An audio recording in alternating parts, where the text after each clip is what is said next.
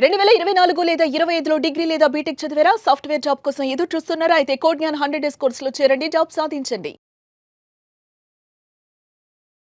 Welcome to Suman TV. నేను మీ Suman TV Nag.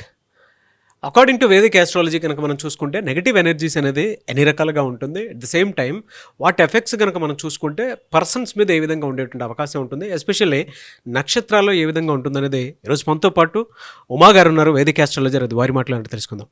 Hello Uma గారు. హలో నాగరాజ్ గారు. అకార్డింగ్ టు వేదిక్ ఆస్ట్రాలజీ కనుక మనం చూసుకుంటే అంటే నక్షత్రాల నుంచి కనుక చూసుకుంటే ఏ నక్షత్రం వారికి నెగిటివ్ ఎనర్జీ ఎఫెక్ట్ ఎక్కువగా ఉండేటువంటి అవకాశం ఉంటుంది, ఎస్పెషల్లీ విమెన్కి ఎలా ఉంటుందండి అసలు? ఈ నెగిటివ్ ఎనర్జీ అనేటువంటిది నాగరాజు గారు ఎప్పుడైనా సరే ఒక ఎక్స్టర్నల్ ఫ్యాక్టర్ అండి. అంటే బయట నుంచి వచ్చేటువంటి ఎనర్జీ లేదా మనలో నుంచి పుట్టేటువంటి ఎనర్జీ అనమాట.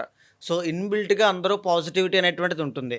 కానీ కొంతమందికి అది కర్మ ప్రభావం చేతన కావచ్చు, పరిస్థితుల ప్రభావం చేతన కానీ, మనిషి యొక్క ఇన్ఫ్లుయెన్స్ చేతన కానీ, అతని యొక్క పరిస్థితుల యొక్క ఇన్ఫ్లుయెన్స్ కానీ, అతని జీవితంలో జరిగిన సంఘటనలు కానీ ఆ విధంగా ఉండడం వల్ల చాలా రకాలుగా నెగిటివ్ ఎనర్జీకి అయినా నెగిటివ్ ఆరాకి వాళ్ళు ఇబ్బంది పడుతూ ఉంటారు. ఫర్ ఎగ్జాంపుల్, ఈ నెగిటివ్ ఎనర్జీస్లో 4 రకాలుగా విభజించబడి ఉంది నాగరాజు గారు. మొట్టమొదటిది ఏంటి అంటే స్థలదోష శక్తి అన్నమాట. సో సింపుల్గా అర్థమయ్యేటట్టుగా చెప్తాను చూడండి నాగరాజు గారు. 2-3 విధాలుగా చెప్తానండి. నెంబర్ 1 ఏంటి అంటే, ఆ ఇంట్లోకి వెళ్ళిన తర్వాత నాకు చాలా బాగా కలిసి వచ్చిందండి, లేదా ఈ వ్యాపారం ఈ ప్లేస్లో పెట్టిన తర్వాత నేను చాలా బాగున్నాను, కానీ ఈ ఇంట్లోకి వెళ్ళిన తర్వాత మాత్రం నాకు ఏమీ జరగలేదు, మొత్తం అప్పుల పాలైపోయాను, ఆరోగ్య సమస్యలు, హాస్పిటల్కి డబ్బులు ఖర్చు పెట్టాల్సిన పరిస్థితి వచ్చింది. ఈ విధంగా ఖచ్చితంగా ఈ మాటలు మీరు వినే ఉంటారు. ఇంకా కూలంకషంగా స్పెసిఫిక్గా డీటెయిల్గా చెప్పాలి అంటే నాగరాజు గారు, ఒక వ్యక్తి ఐదర్ మెన్ ఆర్ విమెన్ ఎవరైనా సరే ఒక ప్లేస్లో ఉన్నంతకాలం, ఆ స్కూల్లో చదివినంతకాలం, ఆ ప్లేస్లో అక్కడ ఉన్నంతకాలం బాగుంటారు. ఆ ప్లేస్ మారిన తర్వాత వాళ్ళు పరిచయం అయ్యారండి. ఆ పరిచయం అయిన తర్వాత ఇలా ఇబ్బందులు వస్తున్నాయండి. మా అబ్బాయి అమెరికా వెళ్ళాడండి, మొత్తం మారిపోయాడు మనిషి అంతా కూడా. లేదా మా అమ్మాయి అమెరికా వెళ్ళిందండి, అక్కడి నుంచి కంప్లీట్లీ అమ్మాయి బిహేవియర్లో చేంజెస్ వచ్చాయి. ఈ రకమైనటువంటి ఇబ్బందులు చాలా ఉంటాయండి. సో అంటే ప్లేస్ చేసేటువంటి ఇన్ఫ్లుయెన్స్ కానీ అవి చాలా ఎఫెక్ట్ ఉంటాయి. దాన్నే స్థలదోష శక్తి అంటాం నాగరాజు గారు. అంటే ఆ ప్లేస్ చేసేటువంటి ఇన్ఫ్లుయెన్స్ అనమాట. అది మనకి జాతకం ద్వారా 4th హౌస్ ద్వారా 8th హౌస్ ద్వారా మనకి ఏ దిక్కులు నప్పుతాయి, ఏ దిశలు మనకి బాగోవు, ఏ గుమ్మం వైపు మనం సెలెక్ట్ చేసుకోవాలి, ఆ ఎనర్జీ అనేటువంటిది అటువైపే ఎందుకు ఉంటుంది అనేటువంటిది కూలంకషంగా ఆస్ట్రాలజీ చెప్పిందండి. ఫర్ ఎగ్జాంపుల్, 4th హౌస్లో కనుక కుజుడు ఉంటే పర్సనల్ చార్ట్లో దక్షిణం పెరిగినటువంటి ఇళ్లలో వాళ్ళు ఉంటారని అర్థం.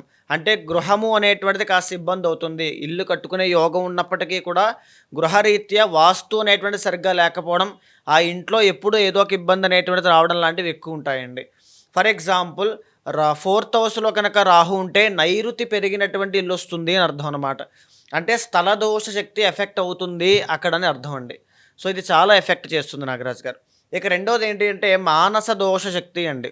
మానస దోష శక్తి అంటే మానసికంగా ఆ మనిషి చాలా ఒక సైకిక్ మెంటాలిటీ అని చెప్పచ్చు. అంటే కొంతమంది డిఫాల్ట్గా అందరూ పాజిటివ్గా ఉంటారు అని చెప్పి కాదండి. ఎలా అంటే పుట్టడంతో అందరూ పాజిటివ్గా ఉన్న పరిస్థితుల ప్రభావం వల్ల అతను ఒక నెగిటివ్ ఇన్ఫ్లుయెన్స్కి లోనవడం వల్ల అతని వల్ల 10 మంది ఇన్ఫ్లుయెన్స్ అవుతూ ఉంటారు. మానస దోష శక్తి అన్నమాట. ఫర్ ఎగ్జాంపుల్, అప్పటిదాకా బాగానే ఉన్నటువంటి పిల్లవాడు 10th ఇంటర్ అయిన తర్వాత కొంతమంది సర్కిల్ని కలిసిన తర్వాత ఒక ఎడిక్షన్స్ అనేటువంటివి గురవుతూ ఉంటాడు. లేకపోతే తెలియనటువంటి చెడు సహవాస దోషం అంటామండి. ఇది ఎక్కడి నుంచి పుడుతుందంటే 2 యోగాలు జాతకంలో చెప్పబడ్డాయి నాగరాజు గారు. ఒకటి అష్టమంలో చంద్రగ్రహ సంచారము, 2 లాభంలో రాహుగ్రహ సంచారము. ఈ 2 ఉన్న వాళ్ళకి మానస దోష శక్తి అనేటువంటిది ఉంటుంది. దీనివల్ల పక్కన ఉన్నటువంటి వాళ్ళ వల్ల చెడిపోతారనమాట, మోసపోతారు, అతి మంచితనం వల్ల మోసపోతారు. ఈ మానస దోష శక్తి అనేటువంటిది ఉండడం వల్ల ఓవర్ థింకింగ్, యాంగ్జైటీ, డిప్రెషన్ వీటికి సంబంధించి చాలా ఇబ్బందులు పడతారండి. ఇది చాలా ఎఫెక్ట్ చేస్తుంది, మనిషిని ప్రశాంతంగా ఉండనివ్వకుండా చేస్తుంది. తనంతట తానుగా నిలబడితే బాగానే ఉంటాడు, నార్మల్గా ఇలా దోషం ఉండడం వల్ల అధోగతి పాలవుతూ ఉంటాడు. ఇక మూడోది ఏంటి అంటే అభిచార శక్తి అండి. ఇది యాక్చువల్లీ కొన్ని నక్షత్రాలకి నాగరాజు గారు, ఫర్ ఎగ్జాంపుల్ మూలా నక్షత్రము, జ్యేష్ఠ నక్షత్రము, ఇలా కొన్ని నక్షత్రాల వాళ్ళకి పారానార్మల్ యాక్టివిటీస్ అన్నీ కూడా కనబడతాయండి. అంటే ఆత్మలు మాట్లాడడం కానీ, ఆత్మలు కనబడడం కానీ, వాళ్ళ యొక్క సౌండ్స్ ఏదైనా వినబడడం కానీ, అక్కడ అన్యూజువల్గా జరిగేటువంటిది ఏదైనా గుర్తించేటువంటి కెపాసిటీ వీళ్ళకి ఉండడం కానీ, కళల ద్వారా వాళ్ళకి సంకేతాలు రావడం కానీ కొన్ని నక్షత్రాలు వాళ్ళకి ఖచ్చితంగా చెప్పబడ్డాయి. ఆ నక్షత్రాలు వాళ్ళకి లేదా కొన్ని యోగాలు ఉంటాయండి జాతకంలో. 12th కేతు ఇలా అనమాట. అభిచార శక్తి అంటే ఫర్ ఎగ్జాంపుల్ వీళ్ళకి ఏంటి అంటే కాస్త వీక్ ఆరా అనేటువంటిది ఉంటుంది. ఈ వీక్ ఆరా అనేటువంటిది ఉండడం వల్ల ఈ అభిచార శక్తి ఎవరైనా బయట నుంచి ఏదైనా ఒక ప్రయోగములు చేయడం కానీ, సొంతంగా ప్రయత్నపూర్వకంగా ద్వేషపూరితంగా చేసేటువంటి నరదృష్టులు కానీ అవి కానీ వీళ్ళకి చాలా తొందరగా ఎఫెక్ట్ అవుతాయి. అందుకే గాయాలు అవ్వడం, యాక్సిడెంట్స్ అవ్వడం, మానసికంగా ఒత్తిడి చూడడం, నిద్ర పట్టకపోవడం, ఈ చిన్న వయసు నుంచే హెల్త్ ఇష్యూస్ రావడం వీళ్ళు ఎక్కువగా చూస్తారు. బ్లడ్ రిలేటెడ్ ప్రాబ్లమ్స్ ఎక్కువగా చూసేది దేనికి అంటే ఈ అభిచార శక్తులు అనేటువంటివి వీళ్ళ మీద చాలా ఎఫెక్ట్ చేస్తూ ఉంటాయండి. దీన్ని ఎలా గుర్తించాలి అంటే 5th హౌస్లో కనుక వీళ్ళకి కేతు ఉంటే కనుక 100% దానికి ఎఫెక్ట్ అవుతారు అని చెప్పచ్చు, ఆ నక్షత్రాల్లో ఉన్నవాళ్ళు. అయితే ఏంటి అంటే ఇక ఆఖరిది అండి అసుర శక్తి. ఇప్పుడు నేను చెప్పిన దానికి చాలా దగ్గర రిలేటెడ్ అండి, కానీ రెండు వేరు. ఎలా అంటే కొంతమంది ఇళ్లల్లో ఒక తెలియనటువంటి నెగిటివ్ ఆరా ఉంటుంది. పడుకున్నప్పుడు మీదకెక్కి కూర్చొని పీక నొక్కినట్టు అనిపించడం కానీ, ఒంటరిగా ఉన్నప్పుడు వెనకాల ఎవరో ఉన్నారనేటువంటి ఒక భయాన్ని క్రియేట్ చేయడం కానీ, ఒక తెలియదు అనమాట, ఒంటరిగా ఉండలేరు, భయపడుతూ ఉంటారు. ఈవెన్ ఆ ఇంటికి యజమాని అయినప్పటికీ కూడా ఆయన చిన్న పిల్లోడు తోడు తీసుకునైనా బయటికి వెళ్ళాలనుకుంటారు, కానీ ఒంటరిగా మాత్రం వెళ్ళలేరు. అంటే దాన్ని ఏమంటారంటే చావు భయం అని చెప్తూ ఉంటారు జనరల్లీ. సో ఎప్పుడు చనిపోతానేమో అంటే చిన్నదండి, చాలా చిన్న విషయంతో మనం చెప్పచ్చు. ఇక్కడ ఏదైనా నొప్పి వచ్చింది అనుకోండి, ఈ నొప్పి నాకు ఏదైనా క్యాన్సర్ వచ్చేసిందా, లేకపోతే నాకు ఏదైనా ఆపరేషన్ చేస్తారా అనేటువంటి ఒక ఆలోచన దిగ్భ్రాంతికి వెళ్ళిపోతారు వాళ్ళు. అంటే ఒక నెగిటివ్ ఆరా ఎప్పుడూ వెంటాడుతూ ఉంటుంది. లేకపోతే కళల్లో ఎవరెవరో కనిపించి వచ్చే చచ్చిపో అంటే ఈ రకమైనటువంటి ఎక్స్పీరియన్సెస్ నేను చూశాను కాబట్టి చెప్తూ ఉన్నానండి చాలామంది దగ్గర. సో దీన్ని ఏమంటారంటే అసుర శక్తి అంటారు నాగరాజు గారు. దీన్ని ఎదుర్కోవాలి, జనరల్లీ ఎలాంటివి ఉండకూడదు అంటే స్ట్రాంగ్ ఆరా అనేటువంటిది లగ్నాధిపతి బలం అనేటువంటిది ఉండాలి. లగ్న బలము 12th హౌస్ లార్డ్ బలం కనుక ఉంటే చాలా స్ట్రాంగ్ ఆరా అనేటువంటిది ఉంటుంది. ఎవ్వరికి తల వంచేటువంటి పరిస్థితులు వీళ్ళకు ఉండవు. సో అలాగా ఈ 4 శక్తులు కూడా ప్రతి మనిషిని కూడా ఏదో ఒక సందర్భంలో ఆయా యోగాలు ఉన్నప్పుడు, ఆయా కలయికలు వచ్చినప్పుడు ఖచ్చితంగా ఎఫెక్ట్ చేస్తాయండి. అయితే ప్రతి నక్షత్రానికి సంబంధించి వాళ్ళకు ఉన్నటువంటి బలాలు కానీ, కాంబినేషన్స్ కానీ, అశ్వినికి ఫర్ ఎగ్జాంపుల్ కేతు ఉంటుంది, తర్వాత మేషరాశి, తర్వాత అశ్విని దేవతలు, వీళ్ళకు ఉండేటువంటి కాంబినేషన్స్ కానీ ప్రతి నక్షత్ర కాంబినేషన్స్కి వాళ్ళకి ఎలా ఎఫెక్ట్ చేస్తాయి అనేటువంటిది క్లియర్ కట్గా ఆస్ట్రాలజీ చెప్పింది నాగరాజ్ గారు. మీరు చెప్పిన దాని ప్రకారం అండి అశ్విని నక్షత్రం వారికి ఎస్పెషల్లీ విమెన్కి ఎలాంటి జనరల్గా అంటే నెగిటివ్ ఎనర్జీస్ ఉండేటువంటి అవకాశం ఉంటుంది, అండ్ ఎస్పెషల్లీ ఇప్పుడు కనుక మనం చూస్తే అక్టోబర్ నుంచి డిసెంబర్ వరకు ఏ విధంగా ఉండేటువంటి అవకాశం ఉంది? తప్పకుండా నాగరాజ్ గారు. ప్రధానంగా మనం చూస్తే కనుక అశ్విని నక్షత్ర జాతకులు జనరల్లీ అధిపతి కేతు అండి. అంటే ఏంటి అంటే మూడ్ స్వింగ్స్ అనేటువంటివి జనరల్లీ ఎక్కువ ఉంటాయి వీళ్ళకి, కానీ హీలింగ్ కెపాసిటీ అనేటువంటిది వీళ్ళకు ఉంటుంది. అంటే మీరు బాగా చూడండి, మిమ్మల్ని మీరు అర్థం చేసుకోవడానికి ప్రయత్నం చేయండి ఈ విషయాన్ని. ఖచ్చితంగా మీరు 10 మందికి మోటివేషన్ ఇస్తారు, 10 మందిని ఇన్స్పైర్ చేయడానికి ట్రై చేస్తారు, కానీ మీ జీవితంలో మాత్రం ఎవరికైతే బయటికి చెప్తున్నారో అవే సమస్యలు మీ జీవితంలో ఉండిపోతాయి. ఇది బాగా ఉంటుంది, ఎందుకనంటే అధిపతి కేతు అండి. సో హీలింగ్ కెపాసిటీ మీరు ఇచ్చే ఐడియాలు పక్కన వాళ్ళకి చాలా బాగా పనిచేస్తాయి. 100% మీరు ఇచ్చిన ఒక్క ఐడియా మీద మీరు అంటే ఎలా ఉంటుందంటే, నేను చూపిస్తే పేపర్ చూసి రాసి ఆయన పాస్ అయిపోయి సూపర్ ఉన్నాడు, నేను మాత్రం ఫెయిల్ అయిపోయాను అనేటువంటి ఒక ఫీలింగ్లో ఉంటారనమాట. ఎవ్రీ టైం లైఫ్లో ఇదే ఫీలింగ్ వాళ్ళకు ఉంటుంది. నా ద్వారా అందరూ బాగుపడుతున్నారు, నేను బాగుపడలేకపోతున్నాను. ఎందుకు అంటే స్థల దోష శక్తి అనేటువంటిది, మానస దోష శక్తి అనేటువంటిది ఉంటుంది నాగరాజు గారు. మీరు ప్లేస్ మారకపోతే ఏమీ చేయలేరు, కష్టాన్ని చూడకపోతే ఏమీ చేయలేరు. ప్లేస్ మారండి, ఆ ప్లేస్లో ఉండద్దు. ఇంట్లోనే ఫ్యామిలీ దగ్గరలోనే ఉంటానంటే ఏమీ కాదు. సో ప్లేస్ మారండి. 100% మీ లైఫ్లో మీరు ఏదైనా సాధించాలి అనుకుంటే దూరంగా వెళ్ళండి. బికాజ్ లగ్న అధిపతి మీకు కుజుడు, 1st and 8th లార్డ్ కాబట్టి దూరంగా వెళ్ళండి. వెళ్ళిన తర్వాతనే మీ లైఫ్లో చేంజెస్ అనేటువంటివి వస్తాయి. అండ్ మేజర్లీ మీకు 30 years దాకా సక్సెస్ రాకపోవడం కానీ, లేకపోతే జాబ్ విషయంలో, బిజినెస్ విషయంలో గ్రోత్ అనేది సరిగ్గా లేకపోవడానికి కూడా కారణం మానస దోష శక్తి కూడా అండి. అంటే ఏంటి అంటే ఈ చంద్రుడు అధిపతికి అనమాట అండి మానస దోష శక్తికి. సో వీళ్ళకి అధిపతి కేతు కాబట్టి వీళ్ళకు ఉండేటువంటి ఈ ఓవర్ థింకింగ్స్ కానీ, లేకపోతే ఇన్స్టెంట్ డిసిషన్స్ తీసుకునేటువంటిది కానీ, కోపము కానీ, ఇవన్నీ కూడా వీళ్ళని ఏం చేస్తాయంటే అక్కడికక్కడే ఆపేస్తూ ఉంటాయి. కూపస్థ మండూకము అన్నట్టుగా. సో అశ్విని నక్షత్రం వాళ్ళు మీరు సక్సెస్ అవ్వాలి అంటే ఏం చేయాలి అంటే కాస్త కోపాన్ని తగ్గించుకోండి, ఎవ్రీడే మెడిటేషన్ చేయండి. అండ్ ఇంకొకటి ఏంటి అంటే ప్లేస్ మారాలండి. ఈ మానస దోష శక్తి అనేటువంటిది అనేక రకాలుగా ఇబ్బంది పెడుతుందండి వీళ్ళని. సో ఏమేమి రకాలుగా ఇబ్బంది పెడుతుందో మనం చూస్తే కనుక ఫస్ట్ ఆఫ్ ఆల్ కెరీర్లో గ్రోత్ అనేటువంటిది లేకుండా చేస్తుందండి. చిన్న వయసు నుంచి కూడా హెల్త్ ఇష్యూస్ అనేటువంటివి వస్తున్నాయంటే కారణం ఈ మానస దోష శక్తి అనేటువంటిది, స్థల దోష శక్తి అనేటువంటిది నాగరాజు గారు. అండ్ ఇంకొకటి ఏంటి అంటే అసలు ఎలాంటి హెల్త్ ఇష్యూస్ అనేటువంటివి వస్తాయో కూడా మనం చూద్దామండి. ఈఎన్టీ ప్రాబ్లమ్స్ అనేటువంటివి రావడం, తరువాత ఈ అల్జీమర్స్ అనేటువంటిది, మైగ్రేన్కి సంబంధించి, యాంగ్జైటీ, డిప్రెషన్, తలకి సంబంధించినవి ఎక్కువ ఉంటాయండి. బికాజ్ మేషరాశి కాబట్టి తలకి సంబంధించిన హెల్త్ ఇష్యూస్ అనేటువంటివి వస్తాయి. మీ కుటుంబంలో వాళ్ళే మీకు శత్రువులుగా మారేటువంటి అవకాశములు ఎక్కువగా ఉంటాయి. And the original second lord శుక్రుడు కాబట్టి వచ్చిన డబ్బుని ఎలా సద్వినియోగం చేసుకోవాలో కూడా తెలియదు. అప్పుల విషయంలో చాలా ఇబ్బంది పడతారు. అశ్విని నక్షత్రం వాళ్ళకి అప్పులు ఉంటాయి 100%. చిన్నో చితకో ఖచ్చితంగా ఉంటాయండి. ఎందుకంటే అష్టమాధిపతి కుజుడు. సో వీళ్ళ దగ్గర డబ్బులున్నా లేకపోయినా పక్క వాళ్ళ ఆపదలు ఉన్నారంటే ఖచ్చితంగా ఇచ్చేస్తారు. అది వీళ్ళకున్నటువంటి దయాగుణం, వాళ్ళు దొరికినట్టు వాళ్ళు దాన్ని క్యాష్ చేసుకుంటూ ఉంటారు అవతల వాళ్ళు. అది కూడా లైఫ్ లాంగ్ జరిగే అవకాశాలు ఎక్కువ ఉంటాయండి. సో మానస దోష శక్తి, అతి మంచితనాన్ని వదిలేసేయండి, పక్కన పెట్టేసేయండి. అది ఉండగా మీరు ఎదగడం చాలా కష్టం అవుతుంది. The original 10th and 11th lord మీకు శని ఇవ్వడము. ఎప్పుడైనా సరే అశ్విని నక్షత్రం వాళ్ళు పెద్దగా ఆలోచించండి. Because 10th and 11th lord శని అంటే చిన్న జాబ్ చేసుకుంటే చాలు, లేదా ఒక చిన్న డ్రైవర్గా పనిచేస్తే చాలు, లేదనుకుంటే నేను ఏదైనా చిన్న దాంట్లో వంశపారంపర్యంగా వచ్చే వృత్తిలోనే ఉండిపోతాను, ఇలా కాకుండా ఒకవేళ మీరు దాంట్లో ఇంట్రెస్టెడ్ ఉంటే ఓకే, కానీ ఎదగాలి అనేటువంటి ఆకాంక్ష ఉన్నప్పుడు శని మీకు ఉన్నారు కాబట్టి అడ్డు రావడానికి చిన్న దాంతోనే కంజెస్టెడ్ లైఫ్లో ఆపేసే అవకాశాలు ఎక్కువగా ఉంటాయి. సో పెద్దగా ఎదగడానికి ట్రై చేయండి. మీ విజన్ చాలా పెద్దగా ఉండాలి, మీ ప్రయత్నం చాలా పెద్దగా ఉండాలి. ఆ రకంగా ఉండాలి అంటే చంద్రబలం ఉండాలి.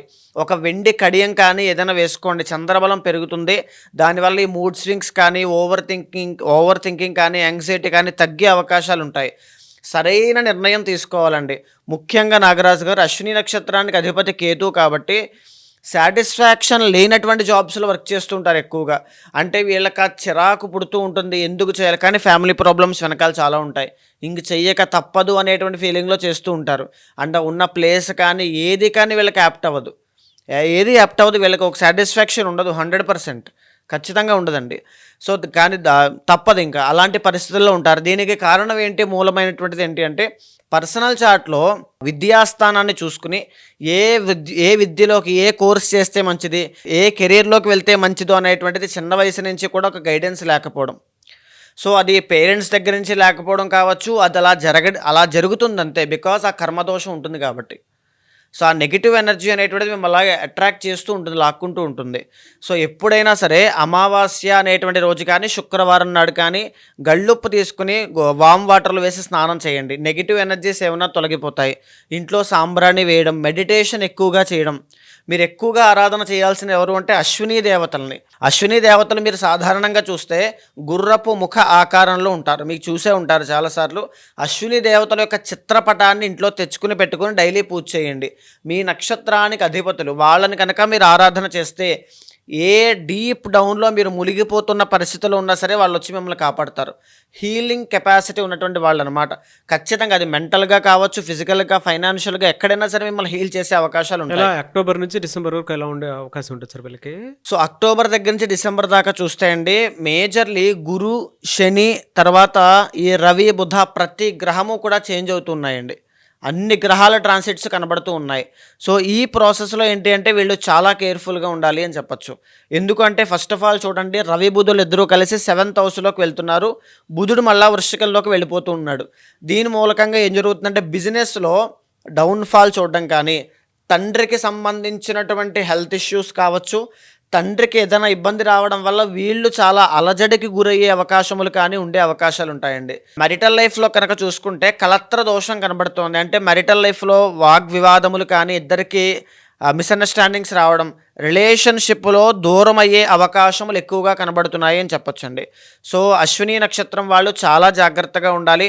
ఈ అక్టోబర్ దగ్గర నుంచి డిసెంబర్ దాకా చాలా కేర్ తీసుకోవాలండి. బుధుడి యొక్క సంచారం కూడా మనం చూస్తే కనుక ఆయన 7th and 8th హౌసెస్లో ఉన్నారు. ఈవెన్ బిజినెస్ లైఫ్ కూడా అంతంత మాత్రమే కనబడుతోంది, జాగ్రత్తగా ఉండండి.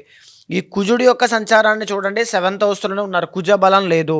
కలహాలకి, తగులకి తావివ్వద్దు. శత్రువుల విషయంలో కాస్త జాగ్రత్తగా ఉండండి. రవి బలం తగ్గుతోంది. పనులన్నీ కూడా సకాలంలో పూర్తవకుండా పెండింగ్ పడడం అనేటువంటి జరుగుతుంది. ఈ విషయంలో కూడా జాగ్రత్తగా ఉండాలి. ఈ గురుడు అనేటువంటి ఆయన కర్కాటకంలోకి వెళ్తున్నారు కానీ అంతగా యోగించట్లేదు. కానీ ఒక 50 days పాటు అక్టోబర్ 1st వీక్ దగ్గర నుంచి సుమారుగా నవంబర్ ఎండ్ దాకా మనం తీసుకుంటే గురుబలం పెరగడం వల్ల కాస్త పెరగడం అంటే అది ఆశాజనకంగా మాత్రమేనండి. ఇది 9th and 12th lord 4th exaltation కాబట్టి అంతే.